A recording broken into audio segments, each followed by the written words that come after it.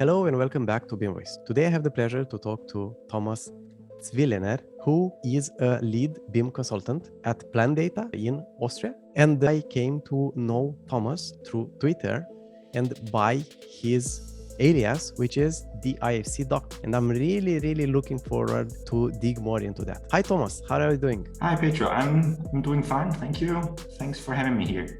I'm really happy to have you here, and I'm really curious and very excited to learn more about your mission with IFC. So please tell us a bit with your own words. Who are you? What are you doing? And after that, let's talk about IFC. Okay. Well, as I said, my name is Thomas Zwielehner. I'm from Vienna, Austria. I'm a trained architect, so I studied architecture here in Vienna and in Tokyo. And I work with Plandata, which is a BIM consultant company, and we belong to one of the largest architectural and engineering firms in Europe. It's ATP. And we manage mostly everything that's concerned with BIM for this client, but also for other planning companies and construction companies as well. Yeah, we work mainly with Revit, but we have also a lot of other openBIM projects that we work on, where we do the coordination work and organization and BIM management and everything that's concerned with BIM, basically. I understand. How did you become an IFC doctor? Now let's go and talk about that part. Yeah, I have to say I'm not a doctor. I don't have a PhD. It's just that in my daily work, I have to fix a lot of things with IFC. There are a lot of misconceptions about IFC files, the IFC schema. And I think I started 3 or 4 years ago to really dig into IFC, read through the documentations, try to understand, ask a lot of questions. And learned by doing, reading, and that's why I wanted to share some knowledge also via Twitter.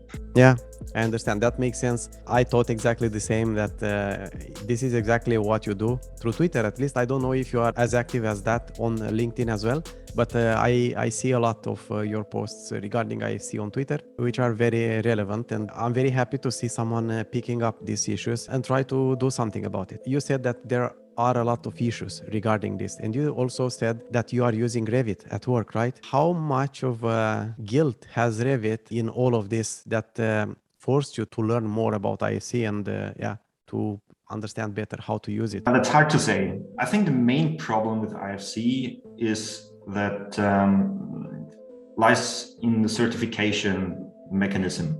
So that software gets certified by BuildingSmart for being certified for IFC 4 or 2x3. Okay. And in my opinion, it's too easy to get the certification. So that a lot of things don't work when you export it from whatever software or import it in other software or use viewers. So it's just a small subset of the IFC schema that works quite well. But if you go into a bit more advanced topics in IFC, where it becomes really interesting and really efficient, these topics don't work. So it's not the fault of Revit that they don't fully support the whole IFC schema, because they get the certification, so it must be fine for them. But it could be better. I mean, if you compare it to ArchiCAD, that supports much more of the IFC schema. It's certified as well. BlenderBIM supports much more. Well, it's natively, right? It's working natively with IFC files. Natively, but I don't think they have a certification. So no. That's interesting to see that you have a software that supports a lot of concepts of IFC, and they're not certified, and others only have a small subset that they support, and they have a certification. The easiest way for Autodesk and Revit to get the stamp, get the certification and go on. Yeah, there are more points to this. And I want to touch first one, BlenderBIM as a native application that uses IFC files and IFC schema. BlenderBIM has become a symbol of the entire industry frustration. What BlenderBIM is becoming is exactly what every other software provider is not doing. And this is exactly what Dion and every other contributor is doing. They are doing this because we don't get it anywhere else, right? Mm-hmm. And I'll be honest on this. It's unrealistic to have the same expectations from Autodesk or other companies to do it at the same level. It won't happen. It just won't happen. Now, regarding the way these software companies get certified as IFC compliers, let's say, I don't know the process. But what do I know? And I don't know the numbers. I'm just guessing here that Autodesk and other big companies are among the largest sponsors of BuildingSmart. Yeah, you have to pay for the certification. Yeah. Not only that, I think it might be more than that. I might be wrong as well. I don't remember exactly where I've seen this, but I think these companies are among the biggest contributors to BuildingSmart. And it's not so much the surprise when you put these two things together head to head, right? Yeah, like I said, I don't know. You are the first one talking about this. I did not hear anyone taking this topic and talking about it. Is BuildingSmart talking about this? I don't know. But there is definitely a lot of room to improvement because these companies won't just doing it by themselves. They have no incentive. For them, the longer they prolong this process, the more money they make. It's so easy. And at the end of the day, it's about the money, right? The only hope for this, for me, is just to hope that we promote more, we get more support, and together we manage to grow this community, this OSR community, and the open source software ecosystem for AEC, and to build it ourselves as we want. And there might be a day when we will get there. And as we have said, there are already many aspects where BlenderBIM is much better than any app on the market. When you're talking about IFC, of course, because it works natively, right? You don't alter the data in any shape or way, right? And it just happens. There is one other thing you said, that these applications allow you to do maybe the surface and the most basic stuff, right? And you said that actually when you get to the real interesting stuff, that does not really work. Please tell me some examples of what concepts, what exactly are you talking about in this case? There's one interpretation of BIM, like we have a 3D building, 3D geometry in our virtual environment, and every element has its properties. And that's the idea or the concept of most BIM authoring systems like Revit or Architect and so on. But if you read into the IFC schema, it's much more. So it's not only that you define buildings and like parts of buildings, but you can also define processes. You can define people who have tasks. You can define costs. You can define many other things that don't have geometry. And that's one part that makes this IFC schema so interesting, because it tries to describe the way we work, or at least it would allow to describe it with all these objects, entities, and relationships.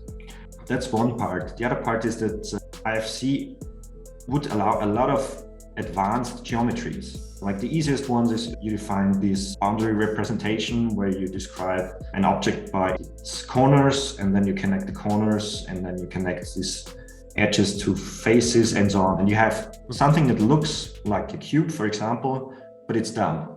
You can't do anything with it. On the other side, you have IFC where you can define parametric profiles. You can say, well, I have a rectangle, I have a circle, and this circle has a radius. And then you can define an extrusion by height.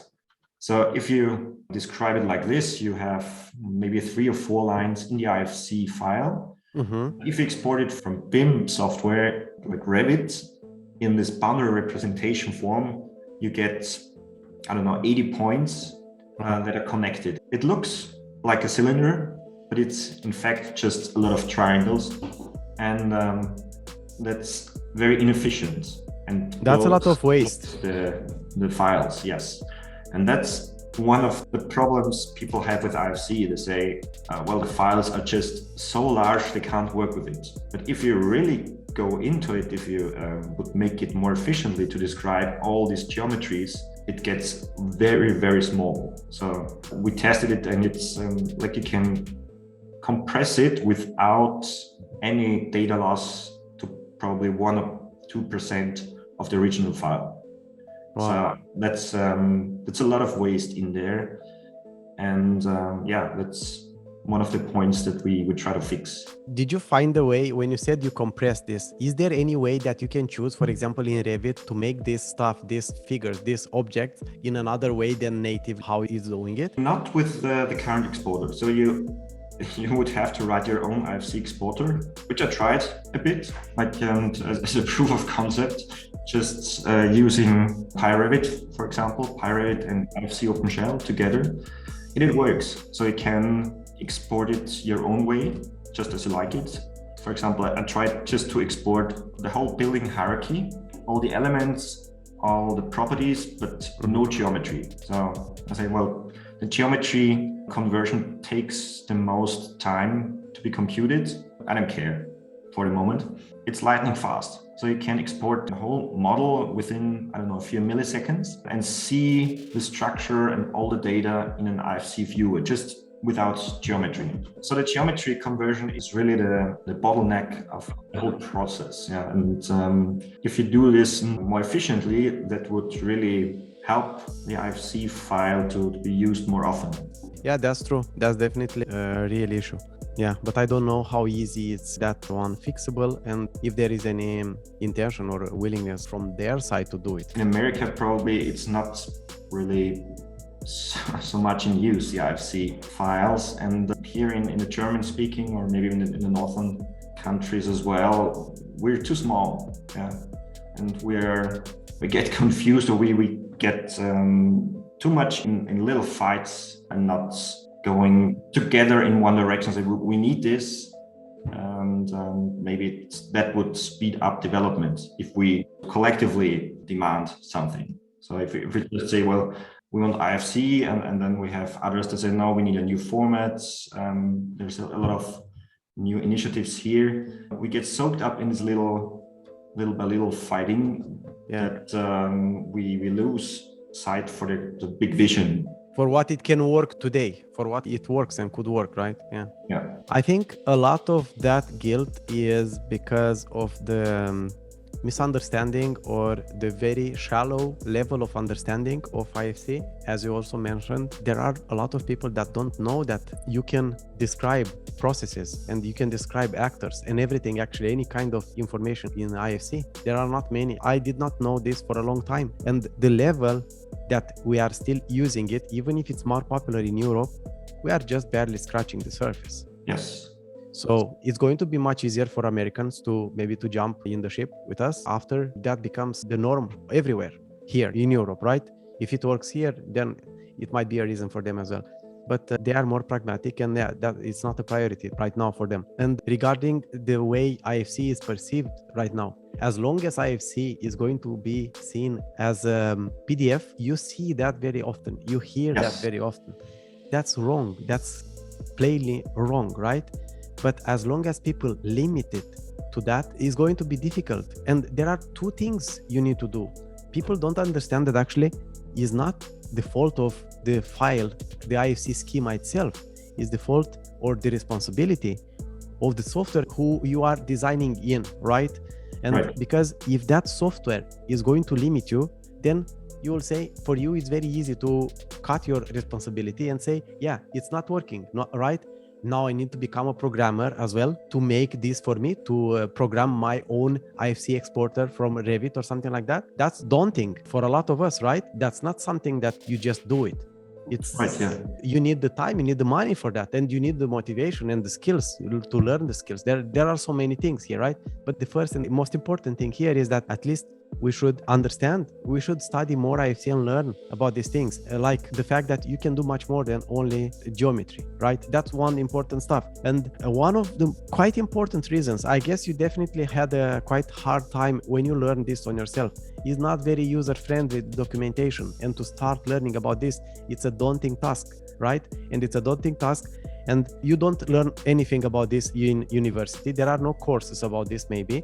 There is very, very little content on any platforms as well. And it's very difficult, right? It's only for nerds mostly, right? You need to be really interested in the technical aspects. Personally, I will try to help on that front. I will try to have more content and make more content for beginners to help a little bit with that aspect, because I think even for me, it's scary. When I go to BuildingSmart page for IFC, it's scary. I'm not used to that. If you're not a programmer, it's not easy to understand and to read that. It's daunting, and you just don't know what you're doing, right? It takes time until you get comfortable to that. And after that, start to use it as well, right? No, I think the problem is that there are a few concepts in IFC schema that you have to understand, and then it gets much easier. So the first thing that you have to separate is the schema on the one side and the file on the other side, and that's the first part. So you have an IFC file that has a certain structure. Mm-hmm. So it's an IFC project, and then you have all the entities in there, but that's quite easy to understand normally. So you have something like a container where everything is stored in, and then you have objects that you want to plan or you want to organize. And there are only two things that you need for organizing or managing this object. It's a class, so you have to know what it is. Is it a wall? Is it a window? Is it a process? And mostly a GUID, an ID, and everything else is optional. That's the interesting part. You don't need to structure everything. You can just push everything in an IFC file and you get it out eventually. Everything else, how you organize it, is optional. So you can put buildings inside. You can define buildings, you can define stories, and then you can link all your elements to stories. You don't need geometry in there. That's optional. You don't need a location. So everything you can, or mostly everything you can do in an Excel spreadsheet, you can do in IFC, in an IFC file. It's just a list, a structured list. And then you define relationships between those elements. You can define one or many geometries. So every object can have as many geometries as you like. If it's a footprint, if it's a boundary box, if it's center of gravity, and so on, an axis, just an analytical representation. So you can have the wall as a rectangle and extrusion, and you can have a rectangle as a footprint. For floor plans, you can have the axis, and for structural analysis, you have just a plane. But that's optional. You don't need any of this, but you can also have all of them. So that's the interesting part, I think. You just define what you know.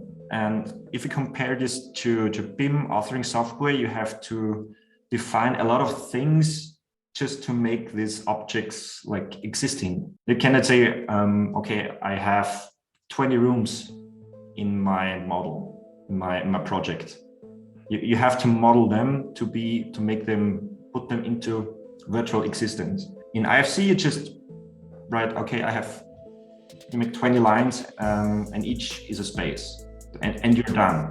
How would that be useful in our work concretely? Just describing it in IFC, I'm trying to understand this. What would be the use of that in our workflow? In our workflow, I think another problem that we have with BIM is that we now think we have to model everything bottom up.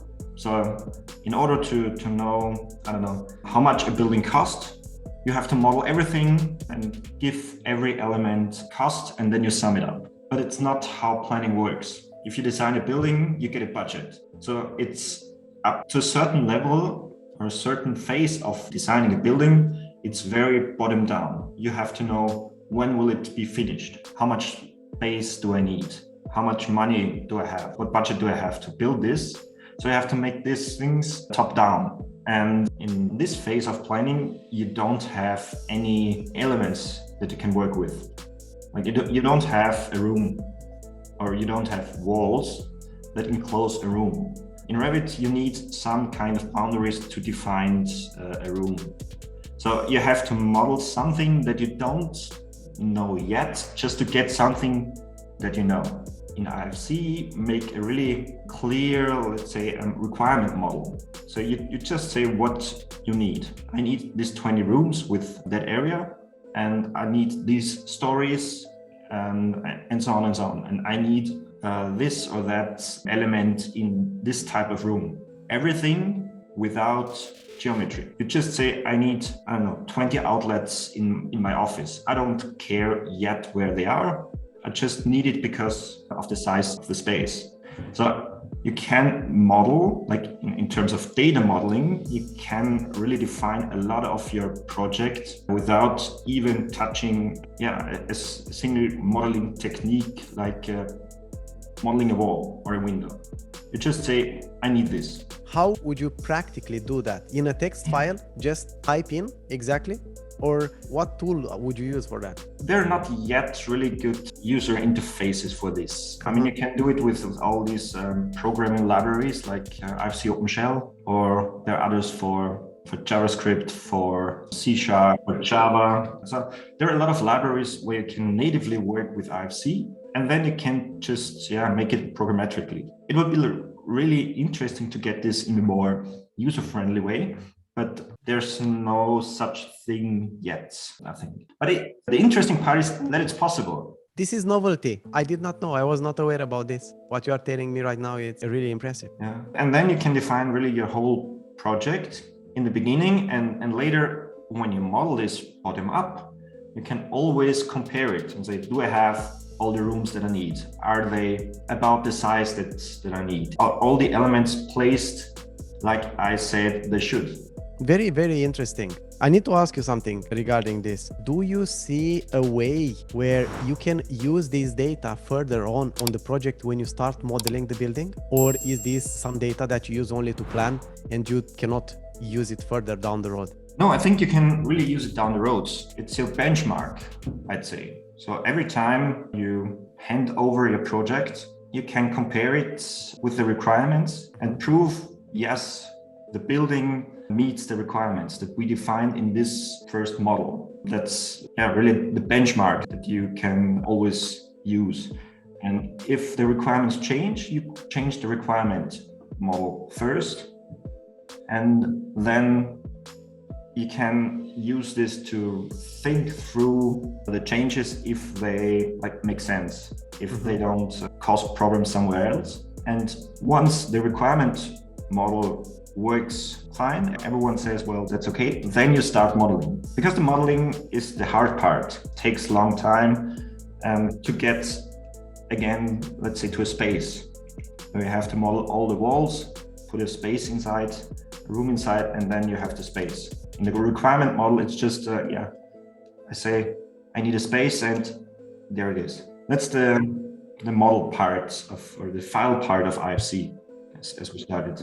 Did you join the IFC JS course? You definitely did. Not yet. Not yet? You have already a project you could do. This one, that would be interesting. Maybe somebody is picking up and doing something regarding that. This could be something really big. So that was the part, how to understand the IFC file.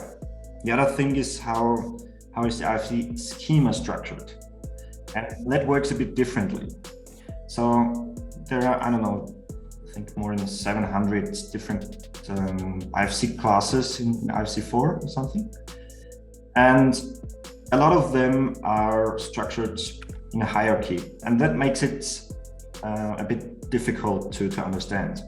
But the main parts are all these, let's say, entities that derive from a root. Mm-hmm. So you have this IFC root class, let's say, that defines everything that could possibly be something in the real world. It could be a wall. That could be a process. So everything that has an ID in the real world derives from this IFC root.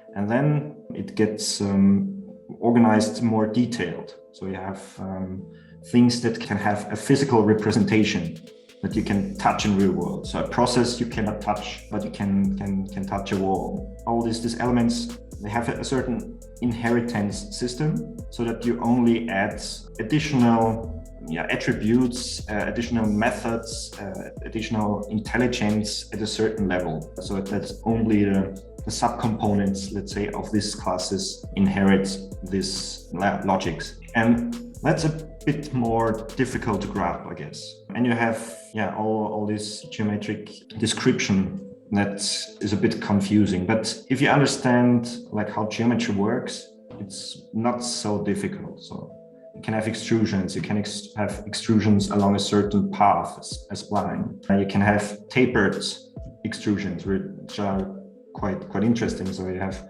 two different profiles and they are connected. So if you make all this up in points, it gets really, really big.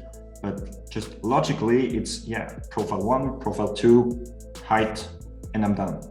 So this parametric description of geometries takes up a lot of documentation space, let's say. IFC schema is a bit technical, that's true. But if you're into geometry, it's not so difficult.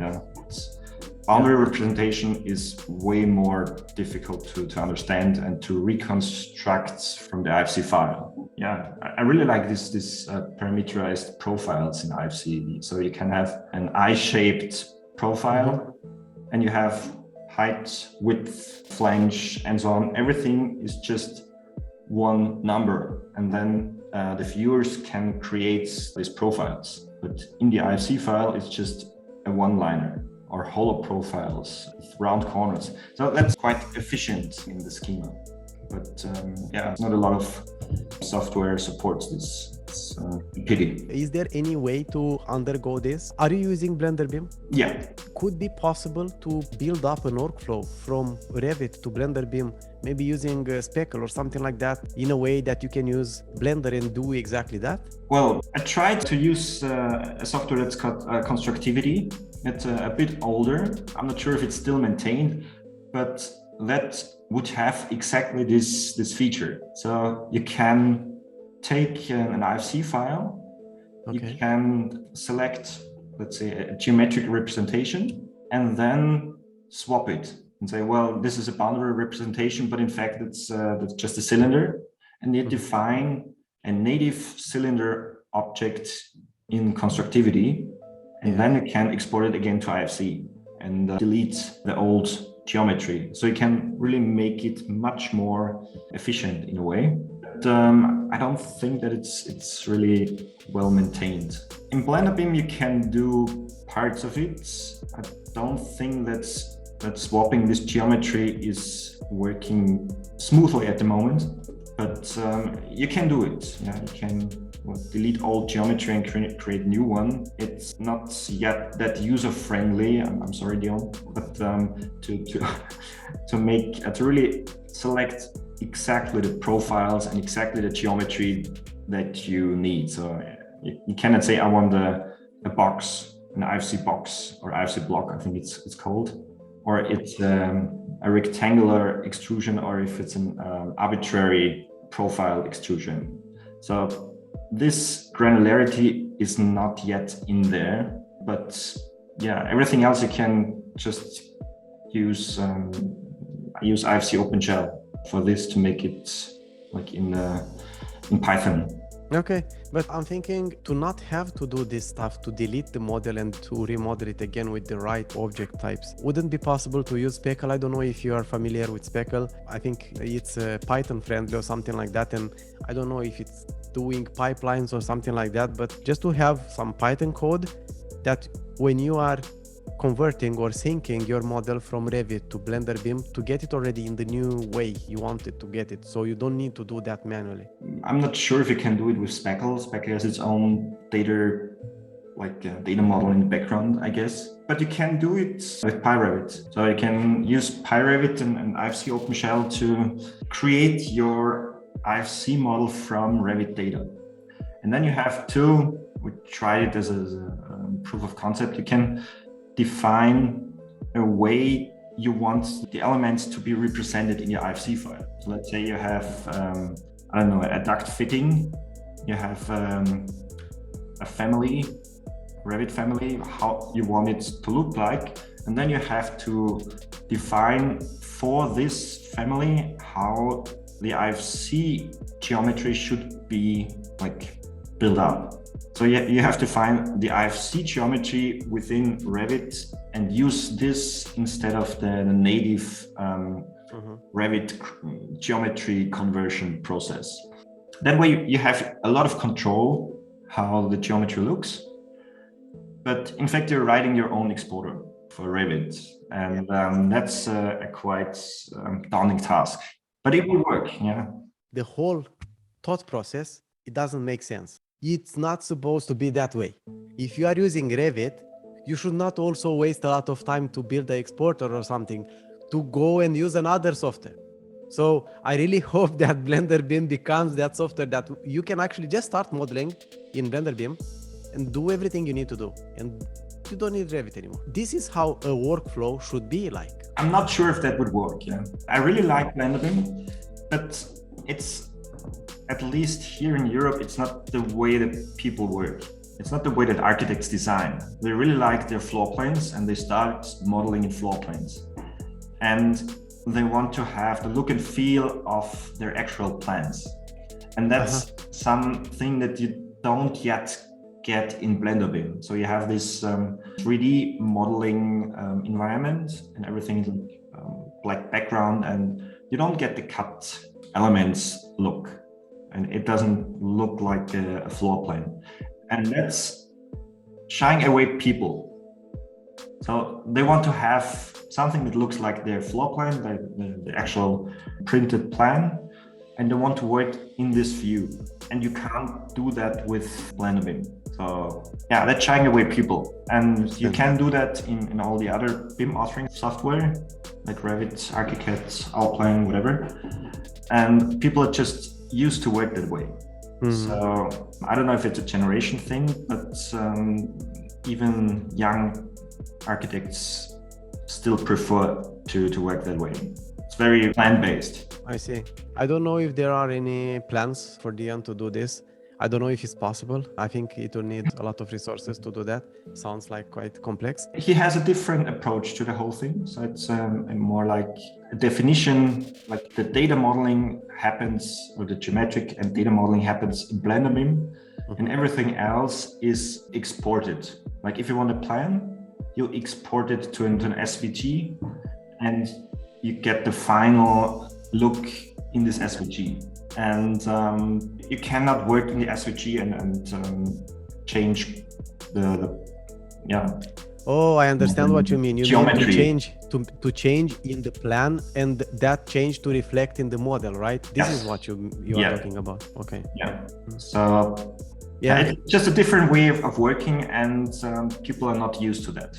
You know, there are over 400 people who joined the IFC JS course. Maybe somebody will start a project just on that end, start to do some design tool based on IFC JS, 100% native IFC. Yeah, maybe. It will definitely take a lot of time, but if a project like that starts and a lot of people are joining in, you have no idea how much it can catch fire and just grow up a lot. Like IFC itself, the project is really growing at a very, very fast pace, and a lot of people are joining and a lot of people are following the project. So I'm really, really happy for this. And I'm sure it is going to have a big impact for us. Yeah, I don't think that we have to really only focus on the IFC file. Recently, I've gone in the direction where I say IFC is like HTML. It's a container. It's not the database. It's not my, I don't know, Postgres or MySQL or whatever. It's just a query result that you can display and manipulate a bit, like HTML, and the data is actually somewhere else, because we have a lot of use cases where the IFC schema is not complete enough. So what do? You have to add something. You have to write your own schema, which I don't know. If 5 people in the world can do that, I think that's a lot. Or you have to make something additional. But I'm not sure if it's really necessary to see the IFC as the central database, central data source, or only as a container where you, with the model view definition, just ship a part of the whole model, of your whole data model. And in that way, we tried that. So we created a database and created an IFC file out of this database, which works flawlessly, but also like very basic. So it's just bounding box correct, the correct position and rotation and the correct class. But from that, you can like improve and say, well, if we design, or if we define in the database how our building is structured, then we can also reflect that and export that or create that into an IFC file. But the same process you can use for other formats as well. So if you need a DXF file, for example, you can do that in the same process. If you need an HTML file, if you need a CSV file, a JSON file, whatever, you can go from the same database, and you don't like persist your changes in these query results. So if you don't change the IFC file that you created or exported more or less, but the source, and then the IFC file just gets updated. Just reads data from the database, you know, right? It reads and represents, and you can open it and reload, or make this async and reload automatically. I don't know. But then this is just a data container for some parts of your database. And that makes it probably a bit easier to work with. So you don't create, or you don't have to manipulate the IFC file, but the database that's probably organized a bit more simple. The container is something that everyone can work with, can view, and you just get a part of the whole building that you are interested in. So we have one project in Revit where you have, I don't know, it's huge. And you have the slabs with all the openings, and we have, you need one Revit model just for all the slabs with all the openings, because otherwise it just, you cannot use the project anymore. So one file just for slabs. But if you put it in the IFC logic, in such a database, you have, I don't know, one line for a slab and 1,000 line for the openings. But if you're only interested in a part of your building, let's say 1/10, then you just get the whole slab and the 10% of the openings. And in the IFC file, you just have a way smaller footage of your model, because you don't care about the openings on the other side of the building. That makes a lot of sense. I don't know, this small project you just did, the simple stuff or so, did you publish it on GitHub as an open source, or do you intend to do that, or do you want to develop it further as your own program or something like that? It's just a proof of concept with a few scripts, so nothing documented well at the moment. I don't know. So no, but it sounds very good. Maybe there are other people that see value in that and that could be willing to contribute. That's why I'm thinking. Drop me a line and have a discussion if we can make something out of it. Yeah, if it's something so valuable, I think, maybe a new open source project will come up from this, and a lot of people could contribute, because that makes a lot of sense actually. And because sometimes maybe it's good not to be an IFC maximalist, right? It's good to think, how can we use the best parts of IFC and how can we simplify other stuff, right? Yeah, I take the IFC schema mainly as a blueprint. Yeah. And a way to think how the connections are, how the relationships are in the whole industry. And IFC does this really well. So it's very flexible, but in the files, it gets a bit quirky. But the schema itself is, I say it's very elegant in a way. So you can describe a lot of things, and it's just that you don't have to put everything in one file. So if you just think it as a container for a small part of the whole building, it can get really, really efficiently. Yeah, that makes sense. Where should someone start if they want to learn more about IFC file and IFC schema?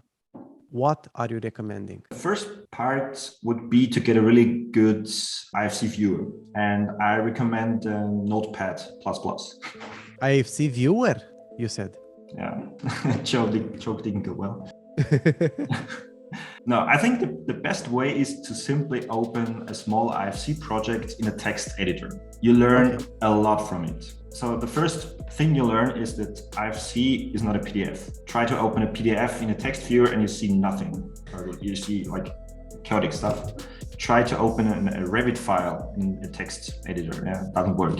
But an IFC file you can just open, like get a really simple IFC file and then read through it. You have all this internal hashtag and references, and you see just how the things add up. You have the entities, you have the relationships, and you just jump from one thing to the other. So you learn a lot from that. And if you don't understand something, you can head over to the documentation at the BuildingSmart, because each entity has certain amount of attributes and they mean something. And you have to learn what's the meaning of the attributes at what positions. The first is mainly the GUID, and it depends on which element you look at, what the value there means. So that's something you have to learn.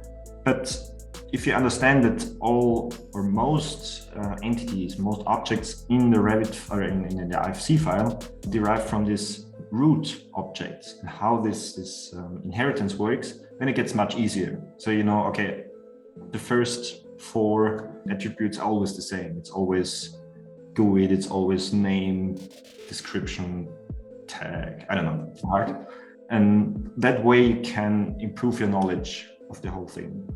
And if you understand how it's structured, that there's the project, and the project has site, has a building or more buildings and stories, and then you can relate objects to stories or spaces, and then you understand much faster how this works. Yeah, but the first part and the most important part, and you really learn a lot of it, is read IFC files in a text editor.